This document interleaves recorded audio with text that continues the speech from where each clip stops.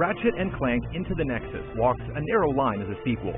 It feels like you expect a Ratchet & Clank game to feel with the same exceptional weapons, enticing upgrades, and charming characters. Yet Into the Nexus also constantly surprises, with a ton of new ideas that are never overused.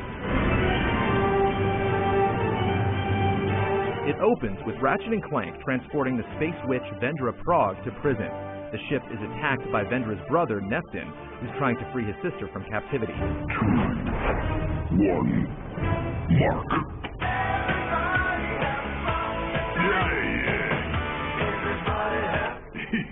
Oops. Vendra makes for a likable villain, since she's not just evil for the sake of being evil. Like Ratchet, Vendra simply wants to be reunited with her species and has found a devious way to do so.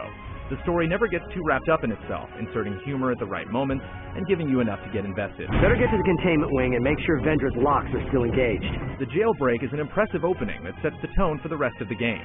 Within the first 30 minutes, you're using the grav leap to stick to the ceiling and walls, dodging asteroids outside of the ship, and fighting off dozens of invading thugs.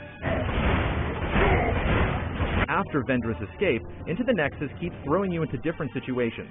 One of your most prominent tools, the grav tether, lets you create pink beams at designated points that float you from one place to another, and you'll have to correctly orient multiple tethers to reach a desired goal.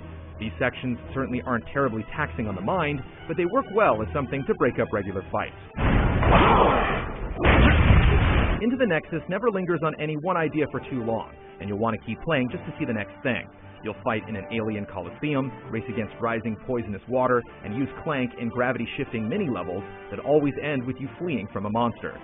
This parade of ever-changing scenarios complements the standard but still great Ratchet & Clank combat that's bolstered by several creative additions. The Nether Beast lets you call forth a giant ethereal creature that chomps away with massive teeth, and the Winter Riser plays Christmas music as you transform victims into adorable snowmen.